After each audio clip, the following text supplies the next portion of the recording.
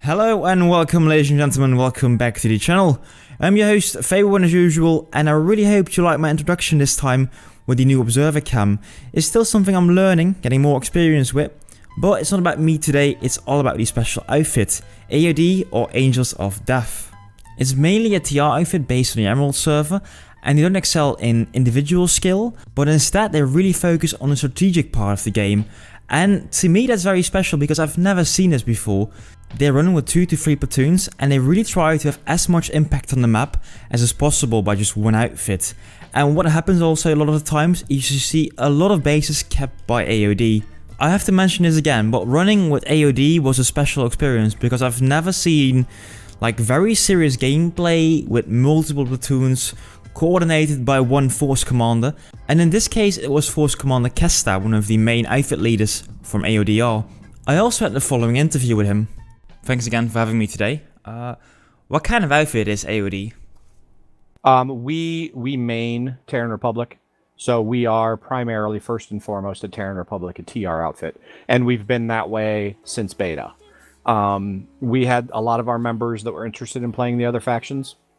For a while, a few years ago, we opened up recruiting, and we're recruiting on the NC so people could join us if they were NC mains, you know, like if they mained NC.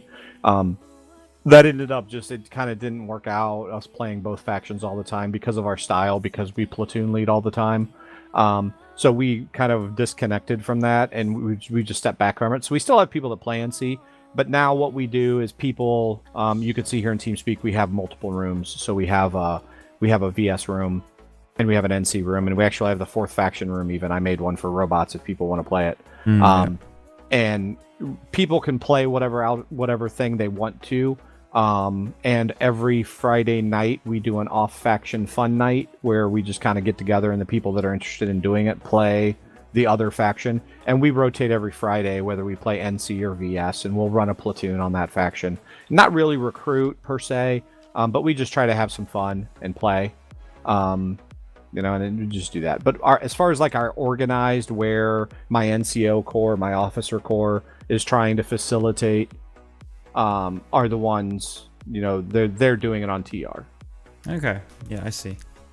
Yeah, so TR, like the easy answer is AOD is a TR outfit, and we just, you know, kind of do other stuff. And do you mainly play infantry, or do you also play a lot of vehicles? What do you do? Well, we always encourage people to pull air and ground vehicles. You know, we do not have coordinated vehicle squads very often, or air squads very often. Sometimes we'll assign one of the squads in the platoon to go do that. We are well aware that there's another outfit, for example, called 69 AR. There used to be back in the day an outfit, you know, that did a lot of armor, which was BWC, Black Widow Company. BWC used to run a lot of armor.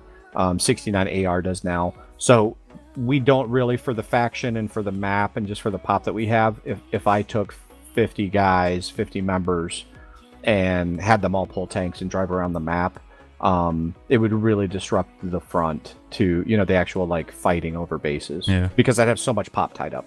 So we try to do it as really a force combination or force enhancement for where we are and what fights we are in. A lot of times, though, we do have some challenges because we do tend to hop around the map and put up fires. You know, if we're at Indar Com, you know, and fighting there, and then all of a sudden we have to move to Howling Pass because they're trying to take our 3-point base, or we have to move to, you know, Crossroads, or we have to move to, you know, like pick your thing, right? Then a lot of times people just have to leave their tanks anyways, or they have to leave their maxes, or they have to leave their, you know, whatever it is. So a lot of people have gotten in the habit of not pulling things because of that, because we just like, oh guys, we've been here for 4 minutes, but now we have to go save this other base. So the redeploying can cause some issues, but I try to always encourage people to pull harassers and defend our spawns, and pull harassers and to destroy enemy spawns and things like that. Okay, well, you guys are really always seriously looking towards alert wins and playing tactically. Yes, we should. What AOD should be doing at all times is trying to defend against enemy pushes, and take territory. We really do see this game not as a small squad. It's not a small squad shooter, right? It's not. Yeah. It's not the 32v32 battlefield. Like if you want to play Metro Meat Grinder, 32v32, then go play Metro Meat Grinder. That's not what this game was supposed to be. This game is not.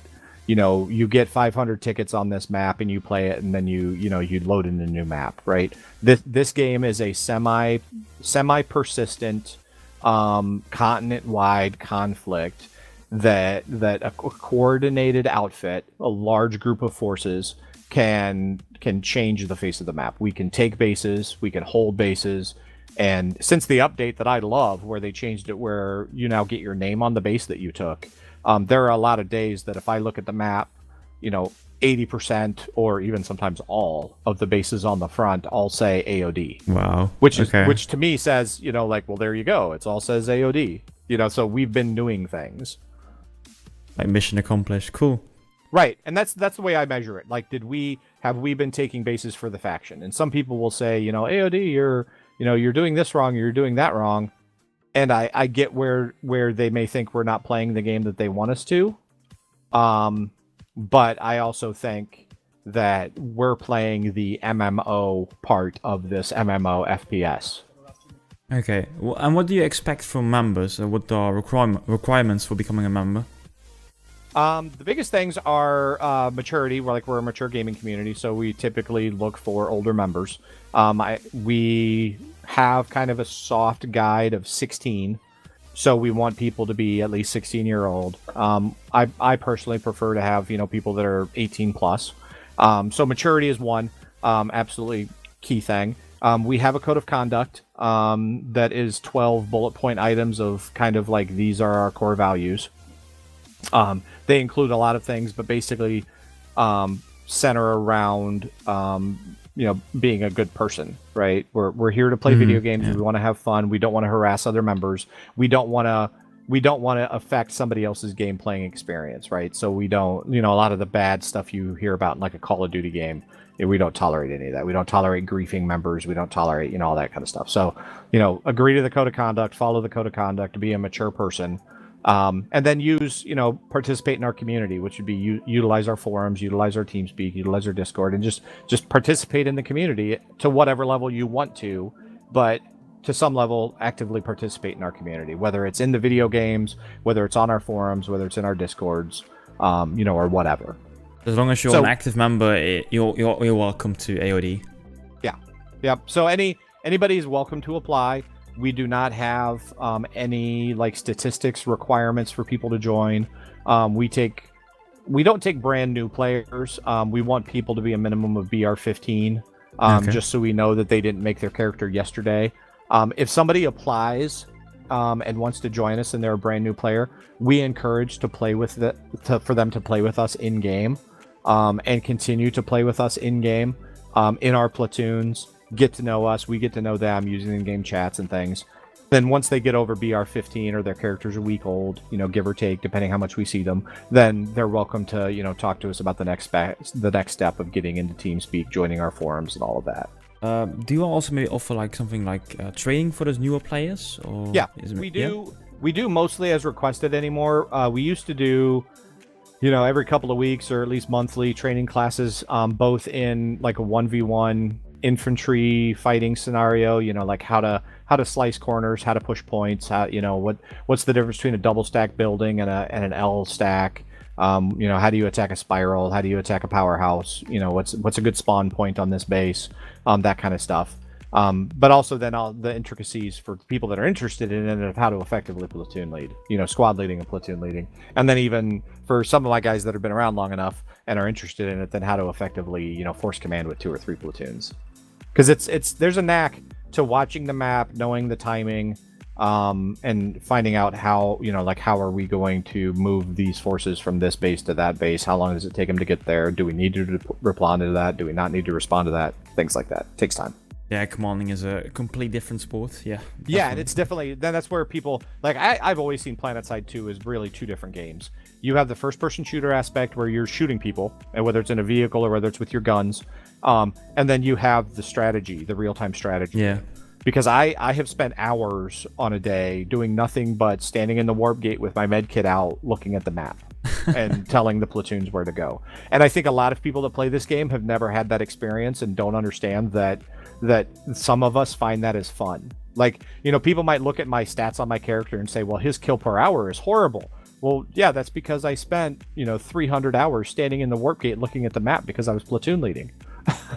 Or I was force commanding 2 or 3 platoons. Like tonight, we're going to do ops, and I might follow the platoon around and be in the fight that they're in, but we'll have 2 platoons up, and I'm not going to be with both of them all the time, and I might be standing in the warp gate a lot, or I might even be dead.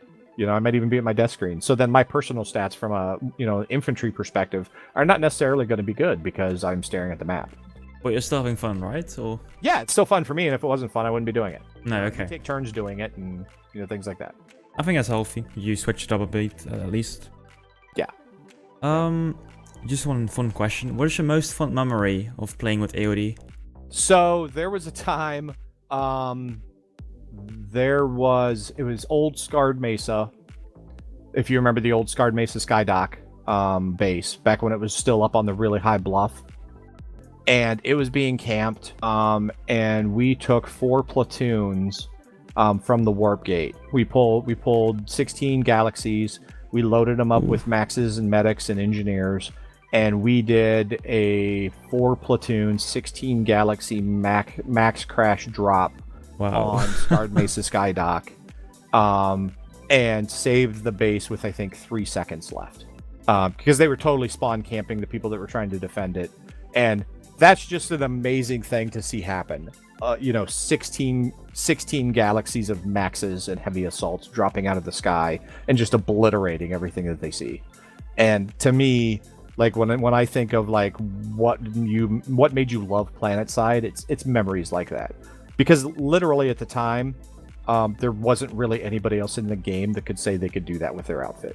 And that has always been like AOD's calling card of like, well, we're going to drop 2 platoons on your head and we're going to take that base away from you because we can. That is PlanetSide. I love it. It's a lovely story. Yeah.